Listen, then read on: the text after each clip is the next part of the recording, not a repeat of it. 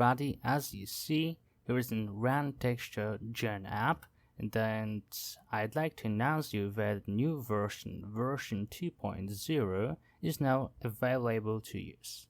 What has changed? Many options. I've added some buttons, some forms. First of all, in tab here, new buttons have occurred. First is to clear background and another to load background. In the URL images addresses, I've added 4 extra forms for URLs to image sources, and now you can use 8 image bars at once. There are 2 inputs. First is a check button, and second an URL form to use a background image.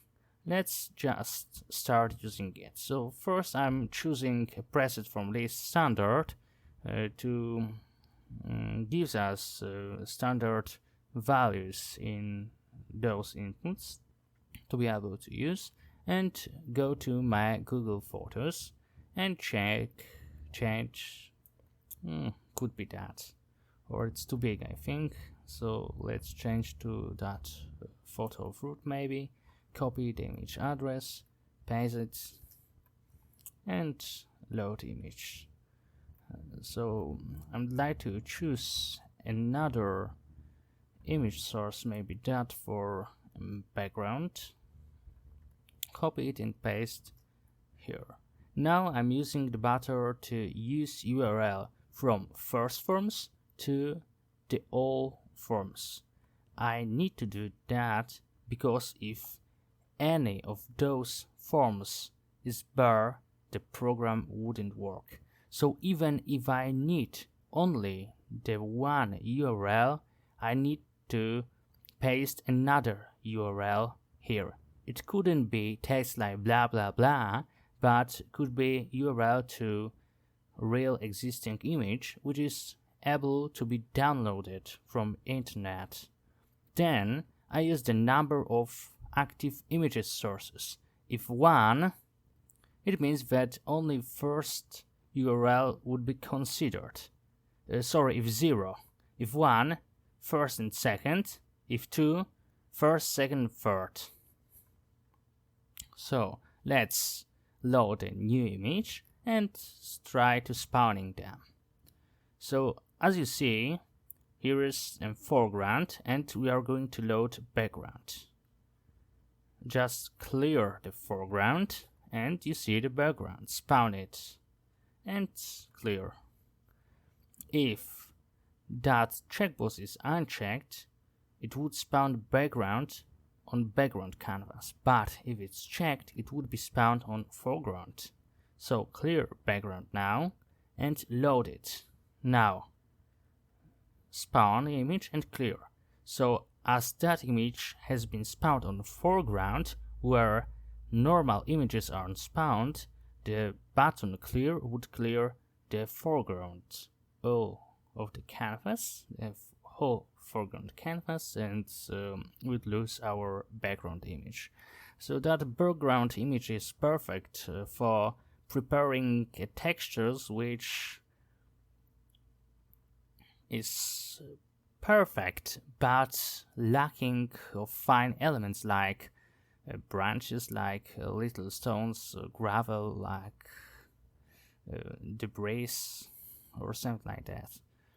So let's go to the panel on the left. I think that that right panel and top panel are simply clear. We've got preset standard, bumps and shadows, where maximal Z rotation changes to 45, so it would be spawned like that. So you see 0 degree rotation, 45 degree of rotation, but when choosing standard, 0 to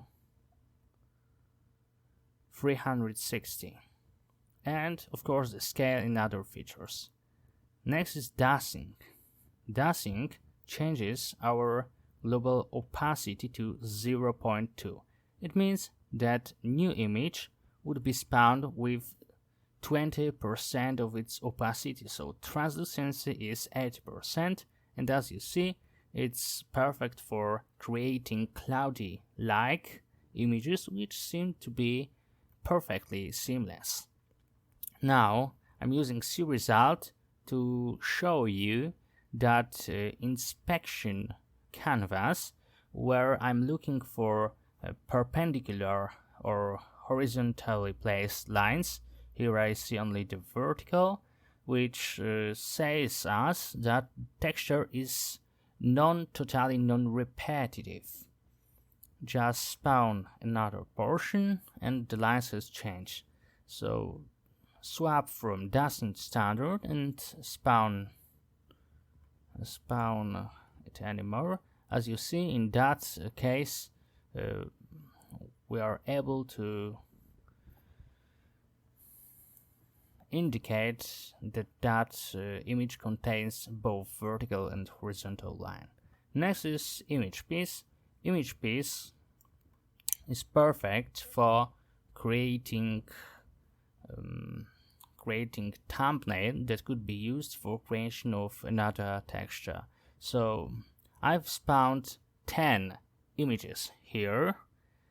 Those images are spawned at the center of that image, but they are too big in my opinion, so maybe change its scale from 0.6 to 0.4 and 0.5 maybe. That could work. I don't know. Just too much. 0.3 to 0.4 and spawn again. So I am copy that graphic, pasting to Google Photos. Here I can see previously created that thumbnail, and after reloading that I would be able to copy its image address and use for creation of another texture. So copy the image address, paste it to that form and load a new image again. Next, choose to standard and reduce amount of samples to 5. As you see, it's spawning our thumbnail images. And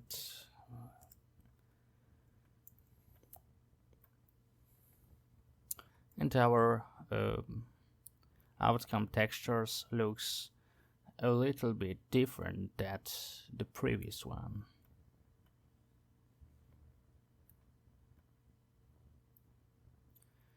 Another two presets, resize image and displacement to samples mount, are used only in special cases. First, when changing the image size.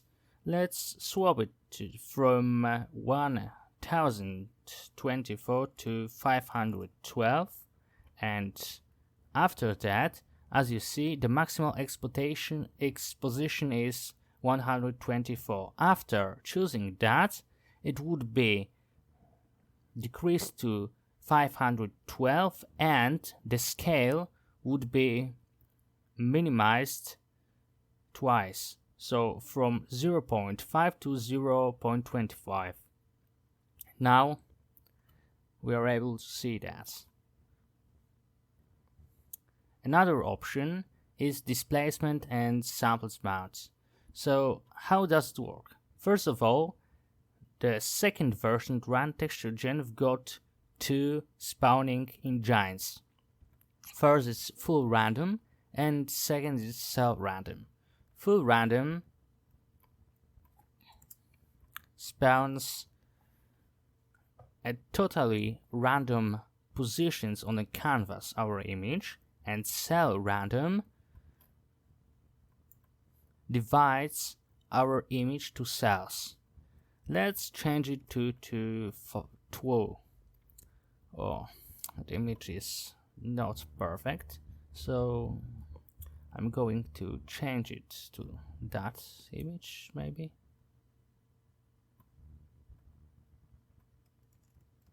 To show you how does it work. So our canvas has been divided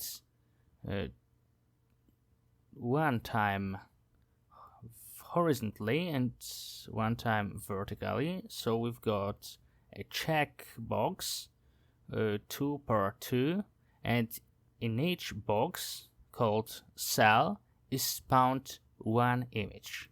But in that input, the additional amount of samples, when changing it from 1 to 2, it would be spawned 2 images per one cell. So let's spawn it again, and as you see, we've got 8 images. And displacement to samples amount is used to simply change from first to second spawning engine. So when choosing presets from list, the amount of samples would be 4, and cell random swap to full random. And see the result now. Full random and amount of samples 4. When reusing it, it would be 2 in the field of amount samples, and the list item full random would be changed to cell random. And that's how it works. I think that's all about the RandTextureGen version 2. It's a beta version, and we've got one issue. When resizing over 124, e.g. 2038, there is problem with styling here, and those text labels are too small. But I think I would be able to fix in a few days. So thank you for watching that film.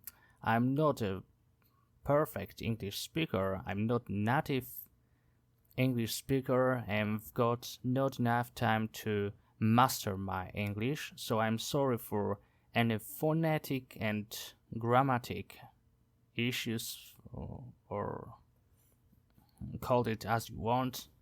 I have just prepared a website for you to create your own good quality textures just from scratch, from photos you can take in a few seconds. And I'd like to say that I'm using Paint 3D to extract that from a photo. Please write in comments below that film what would like to be changed in my project, or what can I master in that.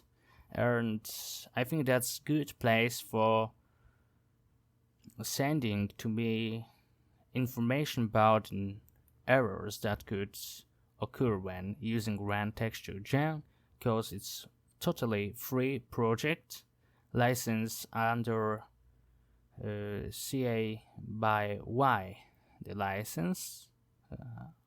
I suppose I have pronounced it good. It's here in copyright, CC BY. So when using my websites, there are 2 licenses, there are 2 copyrights. First is for code, for tutorial documents, for any material that could be found on that web page. So I do not accept the situation that you grab my code and you sell it, but any image generated with my website is under the CC by BY license, so you can do what you want with that, but the only attribution is needed. And I think that's all. Thank you for watching that film, and be in contact with me in the comments under the YouTube videos, because I don't got enough time to invest in a forum and something like that, because it's too demanding for me now.